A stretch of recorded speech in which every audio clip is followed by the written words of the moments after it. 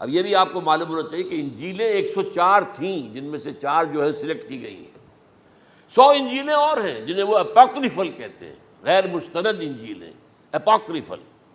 اور یہ ہے کینونیکل، قانونی، یہ ہے کہ جو مستند ہیں 4۔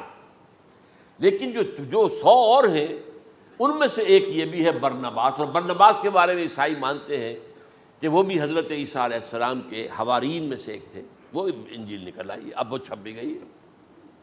کراچی میں ایک ادارہ ہے، خاص طور پر باوانی جو سیٹھ ہیں ان کا بنایا ہوا ادارہ ہے، تو وہی چھاپتے بھی ہیں۔ ایک زمانے میں تو کافی تقسیم بھی کر رہے تھے، اب مجھے معلوم نہیں۔ اس نے سارا قصہ بیان کیا۔ قصہ کیا ہے؟ بہت دلچسپ قصہ ہے، پوری تفصیل سے۔ ایک شخص جو کہ حضرت مسیح کے حواریین میں شامل ہو گیا، وہ تھا جیوڈاس اسکیریوٹ۔ یہ شخص اصل میں تھا ایک زیر زمین تنظیم وہاں چل رہی تھی، زیلوٹس، انڈر گراؤنڈ موومنٹ، تاکہ ہم رومنوں کی حکومت یہاں سے ختم کریں اور اپنی پوری حکومت اور آزادی حاصل کریں۔ ان میں سے یہ بھی تھا۔ ان کا سرغنہ تھا برابس، برابا ڈاکو اسے کہا جاتا ہے، برابس۔ ظاہر بات ہے کہ قانون شکن تھا تو ڈاکو ہی تھا۔ اچھا، ان میں سے یہ شخص جو ہے، اس نے جیوڈاس نے حضرت عیسیٰ کے معجزے دیکھے بہت، اور اتنا یقین ہو گیا اسے کہ یہ شخص جو ہے عیسیٰ، یہ ایک مرتبہ اگر رومیوں پر لعنت بھیج دے، کرس کر دے، تو رومی ختم ہو جائے۔ لیکن ان سے کئی دفعہ جو ہے پھیر ڈال کر، ہیر پھیر کے ساتھ کوشش کی گئی کہ رومیوں کے خلاف وہ کوئی جو ہے وہ لعنت ملامت کر دے، وہ نہیں کرتے تھے۔ یہ ایک علیحدہ بات ہے، کیوں نہیں کرتے تھے، یہ اس وقت میرا موضوع نہیں ہے۔ منہاج عیسوی کیا تھا، منہاج موسوی کیا تھا، منہاج محمدی کیا تھا، ان میں فرق ہے۔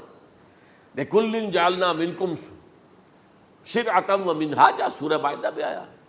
تمام رسولوں کے لیے ہم نے ایک ایک منہاج، ایک ایک شریعت علیحدہ علیحدہ دی ہے۔ بہرحال منہاج عیسوی کچھ اور تھا، تو یہ نہیں کہتے تھے۔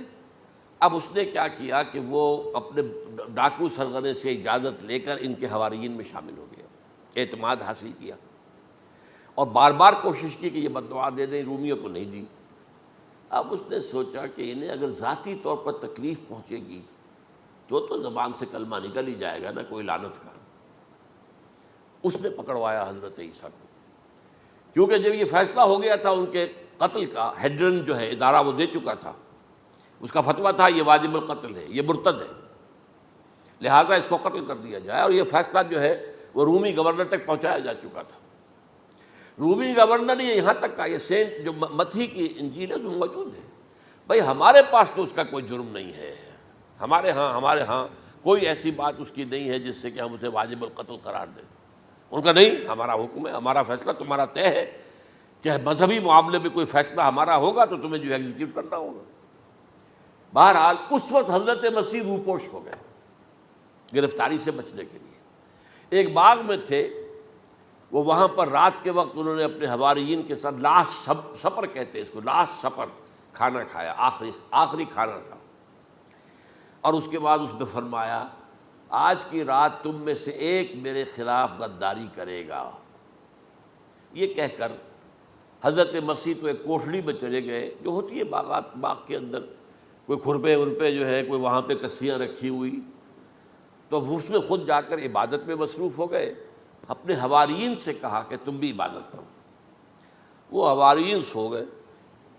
اب یہ اسکریوٹ جو ہے یہ اٹھا، یہ گیا رومیوں سے جا کر کہا، میں پہنچا دیتا ہوں عیسیٰ تک، پکڑوا دیتا ہوں، آؤ میرے ساتھ۔ 30 ان کے آدمی آئے۔ وہ اس سے کہا باغ کے باہر کھڑے رہو تم، میں اندر جاؤں گا، تھوڑی دیر کے بعد تم آنا، جسے میں کہوں اے میرے استاد، پکڑ لینا اسی کو۔ یعنی رومنس کو معلوم نہیں تھا کہ یہ کون ہے عیسیٰ، لیکن یہ کہ یہ تو یہودیوں کو معلوم تھا نا سب کچھ۔ ہوا کیا کہ وہ جب اندر آیا ہے اور کوٹھڑی میں داخل ہوا، اسی وقت اس کی شکل بدل دی گئی حضرت مسیح کی، شبہ لہم، مشابہت پیدا کر دی گئی، شبیہ بدل دی گئی، اور چھت پھٹی، 4 فرشتے اترے اور حضرت مسیح کو لے کر آسمان پر چلے گئے۔ تو باہر آیا وہ، تو جیسے ہی وہ یہ باہر آیا، وہ باقی ہماری جان گئے، اے ہمارے استاد، اسی وقت جو ہے وہ رومی داخل ہو گئے، تو پکڑ لیا۔ تو اصل میں گرفتار ہوا ہے برنباس کی انجیل کے مطابق جیوڈاس اسکریوٹ، وہ سولی چڑھا ہے۔ لعنتی موت اس پر آئی، کیوں آئی ہے؟ غداری کی اس نے، بٹرے کیا حضرت مسیح علیہ السلام کو، تو وہ تو مستحق تھا، کوئی ظلم نہیں تھا۔ اگر عیسیٰ کی جگہ کسی اور کو دے دیا جاتا ایسے کسی کو پکڑ کر تو وہ تو ظلم ہو جاتا نا، اس کا تو کوئی جرم نہیں تھا، تو یہ تو واقعی مجرم تھا۔ وہ سولی چڑھا ہے اور حضرت عیسیٰ کو اٹھا لیا۔ یہ ہے وہ ساری تفصیل جو کہ انجیل برنباس کے اندر موجود ہے۔ The gospel of our lord according to saint Barnabas, یہ اس کا نام ہے۔ ایونجیلیم برنابے، یہ جو ہے یونانی زبان میں اس کا نام ہے یا لیٹن میں۔ بہرحال یہ ہے معاملہ۔ تو پہلی بات تو یہ ہے کہ عقلی طور پر رسول نہ مغلوب ہو سکتا ہے نہ قتل ہو سکتا ہے، ہمارا عقیدہ ہے، وہاں ماں صلبوہ و ماں قتلوہ۔ لیکن یہ کہ اگر یہودی، اگر جو قادیانی مانتے ہیں سولی چڑھ گئے تو صلیب تو ہو گئی، قرآن کی نفی تو ہو گئی، ہاں مرا نہیں، یہ دوسری بات ہے۔ دوسری بات یہ ہے کہ رسولوں کے باب میں اللہ کا قانون کیا ہے۔ اگر کسی قوم کی طرف رسول کو بھیجا اور اس قوم نے بحیثیت مجموعی انکار کر دیا، رد کر دیا، ریجیکٹ کر دیا، پوری قوم ہلاک، اور رسول اور اس کے جو چند ساتھی ایمان لے آتے تھے وہ وہاں سے ہجرت کر کے چلے جاتے تھے۔ لیکن ہجرت کر کے جاتے تھے تو اس کے بعد کسی اور مقام پر کریں گے اہل نظر تازہ بستیاں آباد، پھر وہاں پر ایک قوم انہوں نے جو ہے اپنا مرکز بنایا، ایک نئی امت کھڑی ہو گئی۔ اس کی سب سے بڑی مثال کیا ہے؟ قوم عاد ختم ہوئی حضرت ہود علیہ السلام کو ریجیکٹ کرنے کے باعث، ہلاک کر دی گئی۔ حضرت ہود علیہ السلام اپنے ساتھیوں کو لے کر، یہ قوم عاد تھی عرب کا جزیرہ نما عرب کے جنوبی علاقے کے اندر، جو اب صحرا ہے، بہت بدترین صحرا ہے، الربع الخالی جسے کہتے ہیں، خالی ہے، وہاں کوئی زندگی کے آثار ہے ہی نہیں، نہ کوئی پتیاں ہیں، نہ کوئی گھاس ہے، نہ کوئی انسان ہے، نہ کوئی حیوان، کچھ نہیں۔ الربع الخالی، بدترین صحرا ہے۔ وہ صحرا ایسا ہے کہ اس کے اندر کوئی چیز ٹکتی نہیں ہے، جو چیز اوپر ہوگی وہ دھستی چلی جائے گی، اندر چلی جائے گی۔ ورنہ عام صحرا کے اندر ریت کے اوپر اونٹ بھی چلتا ہے، انسان بھی چلتے ہیں، لیکن اس میں نہیں۔ تو یہاں پر قوم عاد جو ہے آباد تھی، اور اب جو ہے وہ سیٹلائٹ سے دیکھ لیا گیا ہے کہ قوم عاد کا جو بڑا بادشاہ تھا شداد، اس نے جو جنت بنائی تھی وہ موجود ہے زیر زمین، اسی صحرا کے نیچے دفن شدہ موجود ہے، جس کو کہا گیا ہے الم تر کیف فعل ربک بعاد ارم ذات العماد التی لم یخلق مثلها فی البلاد۔ ایسے ایسے ستونوں والا جیسے پہلے کبھی پہلے دنیا میں بنے ہی نہیں تھے۔ وہ قوم عاد تھی، بڑی زبردست قوم تھی، قوم جبارین، لیکن یہ کہ اس کے بعد ہلاک ہو گئی۔ اب حضرت ہود اپنے مسلمان ساتھیوں کو لے کر نکل گئے جزیرہ نما عرب کے مغربی کونے میں جا کر، شمال مغربی کونے میں آباد ہو گئے۔ وہاں ایک نئی قوم پیدا ہوئی، سمود۔ اب یہ اسلامی بستی بن گئی، لیکن اس کے اندر بھی پھر بعد میں زوال آیا، پھر وہاں نبی بھی آئے، لیکن اس کے بعد یہ کہ آخری رسول بھیجے گئے حضرت صالح، اور وہ بھی ہلاک ہوئے کیونکہ حضرت صالح کو انہوں نے رد کر دیا۔ تو یہ میں نے مثال دی ہے آپ کو کہ رسول جو ہے وہ وہاں سے اگر ہجرت کرتا ہے تو ہجرت کر کے وہ یہ نہیں جان بچا کے جا کے گمنامی میں کہیں مر گیا، وہ تو جا کر اپنے ساتھیوں کو لے کر جائے گا، اور جا کر جو ہے وہاں پر جو ہے ایک نئی جگہ پر آباد ہوگا، ایک نئی تہذیب ابھرے گی۔ تو یہ تو نہیں ہوا، یہ گمنام ہو کر آ کر کشمیر میں مر گیا تو اس کی کیا حیثیت ہوئی؟ حضرت عیسیٰ علیہ السلام یا تو اگر ہجرت کرتے، یا جب انہیں معلوم ہو گیا تھا کہ میرے قتل کا فتویٰ ہو گیا ہے، تو آپ وہاں سے ہجرت کر سکتے تھے، لیکن اپنے ساتھیوں کو تو لے کر جاتے نا، اپنے حواریین کو لے کر جاتے، اور کہتے ہیں 12 حواریین کے علاوہ اور بھی کوئی 70 کے قریب لوگ تھے جو ان پر ایمان لائے تھے، ان کو لے کر جاتے، کسی جگہ جا کر آباد ہوتے، وہاں ایک نئی جو ہے بستی بنتی، وہاں مسلمانوں کی ایک آبادی ہوتی۔ تو ان میں سے تو کوئی شے بھی نہیں ہوئی، بات ہی ختم ہو گئی۔ لہذا عقلی طور پر بھی یہ بات ثابت نہیں ہو سکتی، خلاف عقل ہے، قرآن کے اصولوں کے خلاف ہے کہ وہ سولی چڑھے ہوں لیکن مرے نہ ہوں، پھر اتر گئے تو مرہم پٹی کر دی۔ اچھا، کیا رومنوں کو اور یہودیوں کو پتہ نہیں چلا کہ مریم پٹی ہو رہی ہے اس کی اور عیسیٰ مرا نہیں ہے؟ اگر ان کے پتہ چل جاتا تو کیا وہ چھوڑ دیتے؟ اب مرہم پٹی کے بغیر تو 12 جو شخص سولی پر لٹکا رہا ہے وہ تو تقریباً مردہ ہی ہوتا ہے نا۔ وہ چلیے ہو سکتا ہے کہ کوئی ایسا امکان ہو کہ اس کی نبض ابھی چل رہی ہو اور وہ اتار لیا جائے اور مرہم پٹی کر لی جائے تو بچ جائے، لیکن یہ کہ پھر اس کے بعد وہ اگر وہاں سے ہجرت کرتے تو وہاں سے وہ اپنے حواریین کو لے کر جاتے اور کسی نئی جگہ پر جا کر آباد ہوتے۔ ان دونوں اعتبارات سے یہ بات ناقابل قبول ہے، ناقابل یقین ہے۔ لیکن اسی مسئلے کو لے کر انہوں نے، جو جیسا کہ میں نے بتایا تھا، وفات ہو گئی، کیسے ہو سکتا ہے ہمارے نبی جو سید المرسلین ہے وہ تو زیر زمین دفن ہو گئے اور یہ جو آسمان پر اٹھا لیے گئے، یہ کیسے ہو سکتا؟ بس اس کے اوپر عام لوگ جو ہیں وہ متاثر ہوئے، اور خاص طور پر وہ سائنٹیفک مائنڈ جو بن گیا تھا، تو چونکہ سائنس کے اس خاکے کے اندر وہ بات فٹ نہیں بیٹھتی، لہذا ان لوگوں نے اس کو قبول کیا۔ اب یہ کہ یہ جو واحد استثناء ہوا ہے یہ کسی اور کے ساتھ نہیں ہوا۔ ویسے حضرت مسیح کی پوری شخصیت مستثنیٰ ہے، بن باپ کے تو کوئی اور رسول پیدا ہوا ہی نہیں، نہ نبی پیدا ہوا۔ پھر وہ معجزے جو حضرت مسیح کو ملے کسی نبی کو نہیں ملے۔ حضرت صالح کو ایک ہی معجزہ ملا تھا نا، ایسا کہ لوگوں نے کہا کہ تم یہ اس چٹان میں سے ابھی ایک گابن اونٹنی برآمد کر کے دکھا دو، وہ دکھا دی گئی، پھر ہلاک کر دیے گئے۔ لیکن جو اور معجزے حضرت مسیح کو دکھائے ہیں وہ بچپن میں بولے ہیں، گود میں تھے یا پنگھوڑے میں تھے، بولے ہیں انی عبد اللہ آتانی الکتاب وجعلنی نبیا۔ یہ بات نہ ہوتی تو حضرت مریم کے کیا حشر کرتی قوم کہ تمہاری بغیر شادی کے یہ کہاں سے لے آئی ہو تم، یہ تو ولد الزنا ہے۔ پھر تو یہ سارا معاملہ جو ہے حضرت عیسیٰ بولے ہیں وہاں پہ، خود وہ بچہ بولا ہے۔ اب اس کے بعد بولنے کی لوگوں کے اندر کیا گنجائش تھی؟ زندہ کو مردہ کر دینا، ثم بإذن اللہ، مردہ زندہ ہو گیا۔ اور تخلیق حیات، ایک پرندہ بنانا گارے کا، پھونک مارنا اور اڑتا ہوا پرندہ بن جائے، ایک کوڑی کے جسم پر ہاتھ پھیرنا اور کوڑ ختم، ایک مادرزاد اندھے کی آنکھوں پر ہاتھ پھیرنا اور بینائی آ گئی۔ یہ سارے معجزات مستثنیٰ شخصیت ہے۔ ان کا یہ استثناء کیوں کیا گیا، یہ بڑی تلخ بات ہے، یہ یاد کر لیجیے، کیونکہ یا تو قوم اسی وقت ہلاک کر دی جاتی جیسا کہ ہوا قوم نوح، قوم ہود، قوم عاد، قوم ثمود، قوم شعیب، یہ ہوا کہ نہیں ہوا؟ اور سدوم اور عمورہ کی بستیاں جہاں حضرت لوط بھیجے گئے، اور آل فرعون جو ہلاک کیے گئے، یا تو پوری قوم ہلاک کی جاتی؟ نہیں، یہ یوں سمجھیے کہ اس پورے معاملے کو درمیان میں سے ایک وقفہ دے دیا گیا، حضرت عیسیٰ کو اٹھا لیا گیا، اور حضرت عیسیٰ دوبارہ آئیں گے۔ یہ کیوں کیا گیا؟ اب اس میں بڑی تلخ بات آپ سے کہہ رہا ہوں، یہ آپ کے لیے قبول کرنا آسان نہیں، حلق سے نیچے اترے گی مشکل سے۔ اس قوم کو زندہ رکھا گیا ہے جو ملعون اور مغضوب علیہم قوم ہے۔ سب سورہ فاتحہ میں مفسرین لکھتے ہیں ضالین، یہ نصارہ ہیں، اور مغضوب علیہم یہ یہودی ہیں۔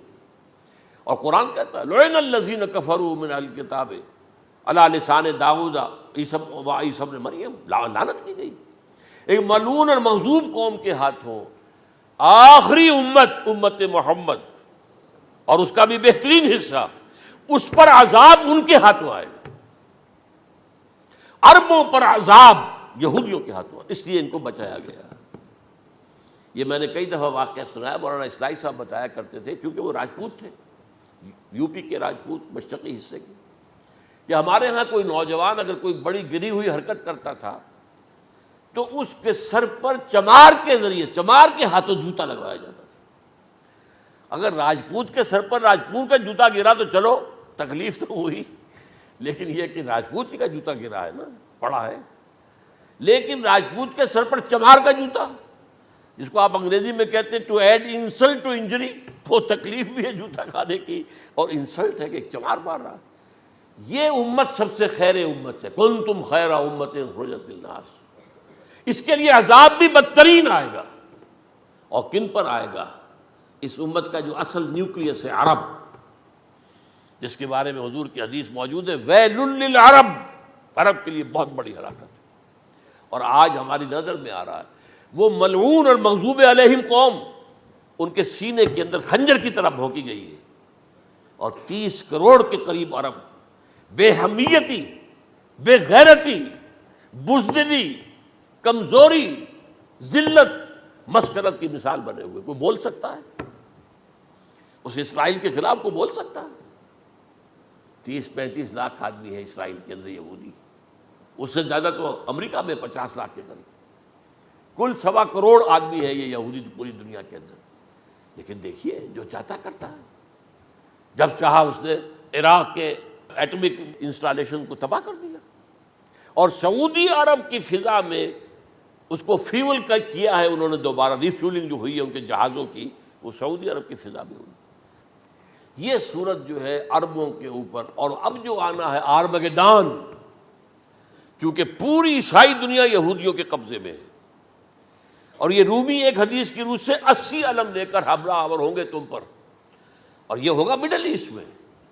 آپ کو معلوم ہے پوری دنیا میں کہا جا رہا ہے تھرڈ ورلڈ وار جو ہونے والی ہے وہ مڈل ایسٹ میں ہوگی، اور میں ٹوائنبی کا قول آپ کو سنا چکا ہوں، 1950 کا قول ہے اس کا۔ یہ اس وقت تک تو سوال ہی پیدا نہیں ہوتا تھا، سارا تصادم جو ہو رہا تھا وہ ایک طرف روسی اور اس کے ساتھی تھے، روس اور اس کے ساتھی، دوسری طرف یہ مغربی یورپ اور امریکہ تھا۔ کوئی مسلمانوں اور عیسائیوں کی کسی جنگ کا تو کوئی امکان نظر ہی نہیں آتا تھا۔ لیکن ٹائنبی نے کہا ہے، جو سب سے بڑا فلاسفر آف ہسٹری ہے 1920ویں صدی کا، کہ اب جو جنگ ہوگی بڑی، جو اس نیکسٹ سینچری کی، 21 سینچری کی، وہ در حقیقت کمیونزم کے درمیان اور کیپٹلزم کے درمیان نہیں ہوگی، بلکہ عیسائیوں اور مسلمانوں کے درمیان ہوگی۔ یہ میں اس کا حوالہ بھی پورا آپ کو دے چکا ہوں، اس نے یہ کہاں یہ بات کہی۔ تو یہ ہے، یہ بات جان لیجئے، اور مڈل ایسٹ میں ہوگی، گریٹر اسرائیل بنے گا۔ حدیث میں خبریں، یہ سارے مسلمان ممالک تمہارے ہاتھ سے نکل جائیں گے مسلمانوں، یہ عراق اور اردن اور یہ اور وہ، یہاں تک کہ ترکی، سعودی عرب کا بھی شمالی حصہ نکل جائے گا۔ البتہ مدینے کا جو ان کا پروگرام ہے اس کو اللہ نہیں پورا ہونے دے گا، مدینے میں داخلے کی ان کو اجازت نہیں ملے گی۔ بہرحال یہ سارا کچھ ہونے والا ہے۔ وہ وقت بھی آنے والا ہے کہ حضور کی ایک حدیث کے مطابق ایک شخص کے 1000 بیٹے ہوں گے تو 999 ختم ہو جائیں گے، ایک بچے گا۔ یہ وقت بھی آنے والا ہے کہ حضور فرماتے ہیں اتنی بڑی جنگ ہوگی، اتنی خوریزی ہوگی کہ پوری زمین اٹھ جائے گی لاشوں سے۔ تو پرندہ جو ہے، کوئی ایک تو پرندے ہوتے ہیں کہ جو مردار خور ہے، گدھ ہے، وہ تو بڑی خوشی سے اتریں گے، تناول فرمائیں گے لاشوں کو۔ اسی طریقے سے کوے ہیں، چیلے ہیں، لیکن جو نفاست پسند پرندے ہیں وہ لاش کے اوپر اترنا نہیں چاہتے۔ تو ایک پرندہ اڑتا چلا جائے گا، اسے کہیں زمین پر اترنے کی جگہ نہیں ملے گی، لاشیں ہی لاشیں ہوں گی، یہاں تک کہ وہ تھک ہار کر اس کے جو ہے پر جواب دے جائیں گے، گرے گا تو لاش پر گرے گا۔ یہ وقت آنے والا، اور یہ یہودیوں کے ہاتھوں، یا یہودیوں کے جو سپورٹرز ہیں اس وقت، جو ان کے ہاتھ میں آلہ کار ہیں، ان کے ہاتھوں آنا ہے۔ میرے نزدیک اس کام کے لیے اس ملعون قوم کو، کہ جو حضرت عیسیٰ کے زمانے سے ملعون ہو چکی ہے، اس کو باقی رکھا گیا ہے، اسے یہ موقع دیا گیا ہے۔ اس نے اسرائیل بنا لیا ہے، تقریباً 2000 سال کے بعد وہ دوبارہ آ کر آباد ہوئے اس سرزمین میں جہاں سے نکال دیے گئے تھے 70 عیسوی کے اندر۔ یہ سارا کچھ کیوں ہو رہا ہے؟ تو در حقیقت میرے نزدیک واللہ عالم حکمت خداوندی اس میں یہ ہے، انہیں روک کر رکھا گیا ہے اور حضرت عیسیٰ کو اٹھا لیا۔ پھر وہی عیسیٰ آئیں گے اور انہی کے ہاتھ میں یہ ہلاک ہوں گے، سوائے اس کے، چونکہ جو ایک میں نے آپ کو کئی دفعہ حوالہ دیا ہے، فلاڈلفیا ٹرمپٹ ایک رسالہ نکلتا ہے پروٹیسٹنٹ عیسائیوں کا، انہوں نے یہ لکھا ہے، اس نے لکھا ہے ایک پرچے کے اندر کہ جب حضرت مسیح آئے گی، اینٹی کرائسٹ ہوگا، وہ لکھا اس نے کہ وہ یہودی ہوگا، حالانکہ وہ پرو یہودی ہے۔ وہ جتنے بھی یہ جو کرسچن زائنسٹ ہیں، یہ تو یہودیوں سے بڑھ کر زائنسٹ ہیں، ان کے بڑے سپورٹرز ہیں۔ تو لیکن اس نے لکھا ہے اینٹی کرائسٹ ول بی اے جیو۔ ابھی کچھ عرصے پہلے آپ کو یاد ہوگا نوسٹریڈیمس کا بڑا چرچا ہو گیا تھا، اس کی جو ہے وہ پیشن گوئیاں، اور یہ کہ ایک مسلمان ہوگا اینٹی کرائسٹ، اور صدام کے بارے میں اشارے کیے جا رہے تھے کہ وہ اینٹی کرائسٹ ہوگا وغیرہ وغیرہ۔ لیکن انہوں نے لکھا ہے کہ وہ اینٹی کرائسٹ یہودی ہوگا، اور اس نے لکھا 80% یہودی قتل ہو جائے گا۔ یہ میں نے ایک تعویل کی ہے اپنے ذہن میں کہ 20% شاید وہ ہوں جو حضرت عیسیٰ کی جو سیکنڈ کمنگ ہے، آمد ثانی کے موقع پر ان پر ایمان لے آئیں اور وہ بچ جائیں۔ لیکن جو بھی حضرت عیسیٰ کا انکاری ہوگا وہ ختم کر دیا جائے گا، جیسے قوم نوح ختم ہوئی، قوم ہود ختم ہوئی، قوم عاد ختم ہوئی، قوم صالح ختم ہوئی، اسی طریقے سے۔ تو یہ قانون خداوندی پورا ہونا ہے۔ بس ایسے ہی ہے جیسے کسی کو پھانسی کا حکم تو ہو گیا ہو لیکن ابھی ایگزیکیوشن نہ ہوئی ہو، ہوتا ہے 2 سال 3 سال گزر جاتے ہیں کہ پھانسی کا حکم ہے، لیکن یہ کہ اب وہ پھانسی نہیں ہو رہی ہے، وہ اپیل و در اپیل معاملہ چل رہا ہے۔ یہ ہے میرے نزدیک واللہ عالم، اللہ تعالیٰ نے یہ کوڑا ان مسلمانوں کے لیے رکھا ہوا ہے۔